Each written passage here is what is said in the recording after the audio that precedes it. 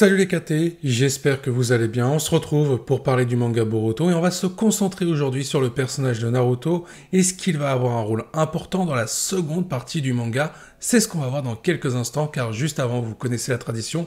N'oubliez pas de liker et de vous abonner si vous êtes nouveau et si vous souhaitez me soutenir, ça ne coûte rien et ça me fera extrêmement plaisir. Je vous invite également à me rejoindre sur Kick, le lien est dans la description. Vous pourrez me retrouver en train de faire des lives sur Boruto ou sur d'autres mangas et animés, donc n'hésitez pas à nous rejoindre pour passer un bon moment lors de mes lives. Bien, maintenant parlons de Naruto. Est-ce qu'il aura un rôle à jouer dans la seconde partie du manga Boruto à partir du chapitre 81 qui va donc entamer cette partie numéro 2. Déjà, on va parler du développement de Naruto qu'on a eu jusqu'à maintenant depuis le début de l'œuvre de Boruto. Est-ce que son développement est cohérent par rapport à tout ce qu'on sait de lui et par rapport à tout ce qu'on a vu de lui dans ses aventures auparavant, Naruto Shippuden et le film Naruto The Last. En soi, la personnalité de Naruto n'a pas changé. Il est toujours le même s'il a mûri par rapport au fil des années et par rapport à tout ce qu'il a vécu. Sa personnalité reste inchangée à côté néanmoins, notamment le fait qu'il soit toujours un brin naïf. On remarque aussi qu'il essaye toujours de trouver des solutions par le dialogue et non par le combat. On le voit notamment avec le personnage de Kawaki, mais ça on l'avait déjà vu dans Naruto et Naruto Shippuden. Il a fait changer pas mal de monde de Naruto, il a fait passer pas mal de méchants du bon côté, notamment Nagato qui avait une perception du monde shinobi différente de Naruto, mais Naruto l'a ramené à la raison. On a le cas bien sûr, l'exemple parfait avec Sasuke qui a complètement vrillé à un moment donné dans l'histoire de Naruto. Naruto l'a ramené encore une fois du bon côté, tout comme Nagato et d'autres personnages, mais je ne vais pas tous les faire.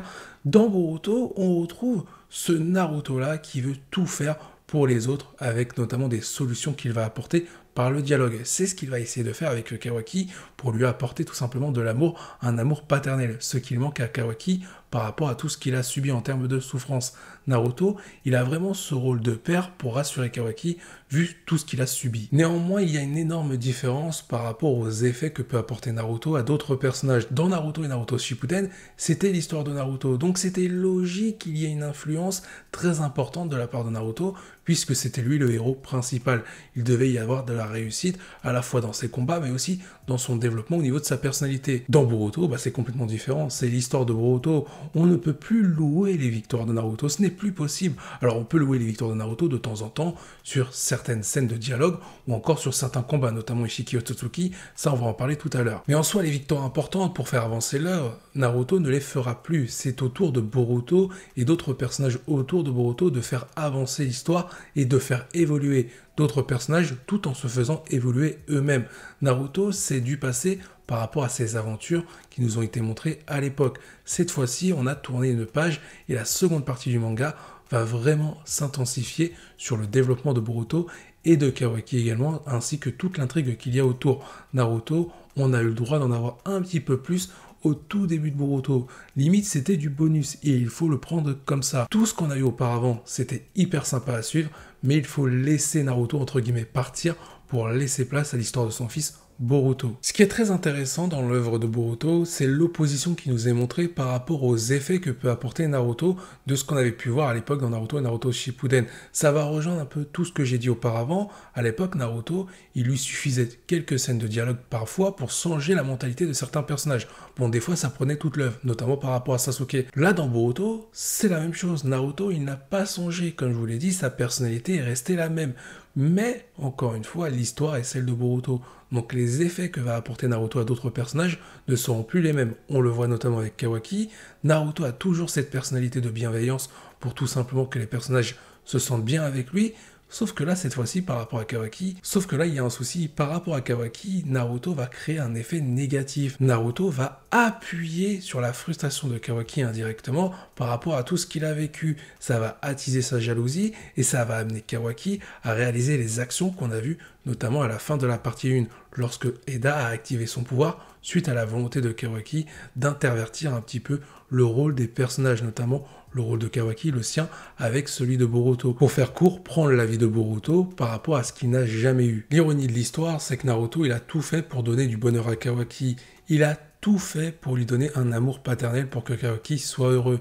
Et à la fin de la partie 1 du manga, c'est cet effet négatif qu'a reçu Kawaki, cet effet négatif qui a creusé sa frustration, qui l'a amené à s'approprier le bonheur de Boruto, le fils de celui qui a tout fait pour le rendre heureux. Naruto Uzumaki. Et vous connaissez l'histoire, ça a amené aux conséquences. Kawaki est déterminé à tuer Boruto puisqu'il estime que les Otsutsuki sont responsables de tout le malheur des êtres humains et notamment de son malheur à lui par rapport à toutes les expériences qu'il a subies à cause d'Amado et de Jigen Suaishiki Otsutsuki. Donc il est déterminé à tuer Boruto puisque c'est lui-même un Otsutsuki par rapport à Momoshiki.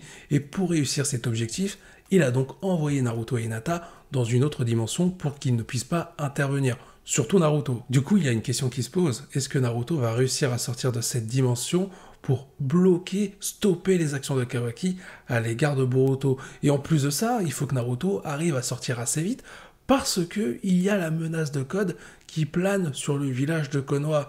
Naruto peut tout perdre en ayant voulu donner du bonheur à Kawaki. Et Kawaki ne se rend pas compte de ses actions et de la gravité des conséquences qui pourraient arriver sur Konoha, mais aussi sur le monde Shinobi. Alors, est-ce que Naruto va trouver une solution pour sortir de la dimension là où l'a envoyé Kawaki? Honnêtement, je ne pense pas que Naruto pourra se libérer tout seul. Il faudra l'aide de quelqu'un d'autre ou que Kawaki décide de libérer Naruto. Puisque Kawaki explique clairement que Naruto et Hinata ont été envoyés dans une dimension où le temps est arrêté, pour que Naruto ne vieillit pas, mais en plus de ça, qu'il n'ait pas besoin de se nourrir. Naruto est figé dans le temps, ce qui veut dire qu'il ne peut absolument rien faire, et il y a de fortes chances qu'il ne soit même pas au courant de ce qui se passe dans le monde de Shinobi. Il faut bien comprendre quelque chose par rapport à cette situation sur le fait que Naruto a été écarté définitivement pour laisser place aux actions de Kawaki et aussi laisser place à la mise en avant de Boruto aux côtés de Sasuke. Ça va permettre aussi à Sasuke d'avoir un dernier barreau d'honneur pour tout simplement vibrer une dernière fois avant d'être définitivement écarté. Alors est-ce que Sasuke va mourir ou il va être écarté d'une autre manière, ça reste à voir. Mais pour revenir à ce que je disais, le fait que Naruto a été écarté de cette manière-là, c'est pour deux choses principalement. Comme je l'ai dit, c'est pour mettre en avant Kawaki, Boruto et tous les autres personnages de la nouvelle génération par rapport à tout ce qui se passe, mais la deuxième raison, c'est aussi pour garder Naruto en vie, pour ne pas le faire mourir. Kishimoto s'est offert une option pour laisser Naruto en vie, tout en laissant l'histoire se continuer à côté, pour garder un minimum de cohérence. Parce que forcément, si Naruto était encore présent aux côtés de Boruto, il aurait été obligatoire qu'il intervienne par rapport à différentes menaces, même si Naruto est en dessous par rapport à ses adversaires. Il serait intervenu quoi qu'il arrive, puisque c'est Naruto, et en plus de ça, c'est le 7e Hokage de Konoha. L'autre gros souci, si on avait gardé Naruto aux côtés de Boruto, ça aurait empêché, comme je l'ai expliqué un petit peu avant, ça aurait empêché Boruto d'évoluer. Naruto est une grosse tête d'affiche par rapport à ses aventures qu'il a vécues auparavant dans Naruto et Naruto Shippuden.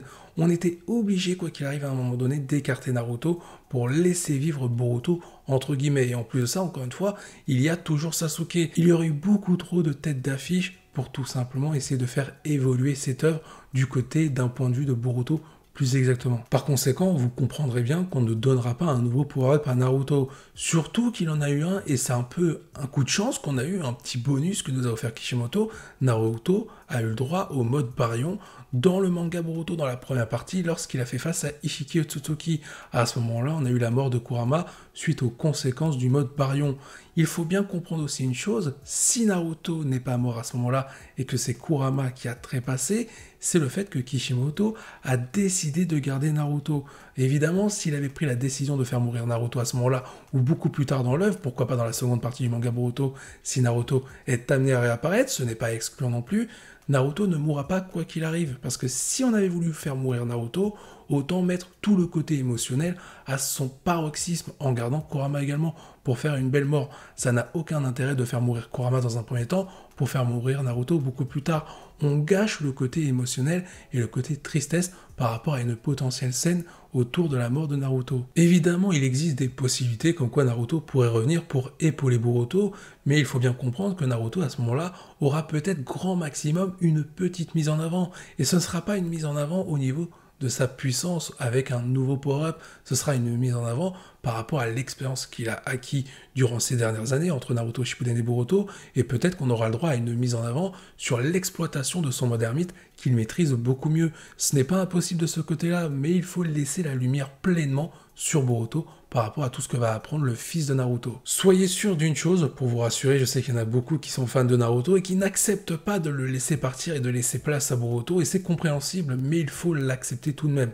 Mais pour vous rassurer, Naruto reviendra bel et bien dans la suite du manga Boruto, ça a été confirmé. De plus, lorsque Boruto et Kawaki se battent après l'ellipse, je peux vous l'affirmer, Naruto n'est pas mort par rapport à toutes les explications que je vous ai fournies juste avant. Surtout qu'il y a encore des choses à développer autour de Naruto. Vous croyez vraiment que Kishimoto va faire mourir Naruto alors qu'il y a Kajin Koji dans les parages avec tout le mystère qu'il y a autour de Jiraiya? Forcément, à un moment donné, on aura cette rencontre entre Naruto et Kajin Koji, c'est obligatoire. Peut-être que c'est même lui, Kajin Koji, qui va aller sauver Naruto dans la dimension où se trouvent Naruto et Hinata. Ce n'est pas impossible, mais il y a d'autres choses qu'on doit voir aussi autour de Naruto. La relation avec son fils qui va forcément évoluer lorsque Naruto va revenir, les retrouvailles entre Naruto et le village de Konoha, mais surtout entre Naruto et Sasuke.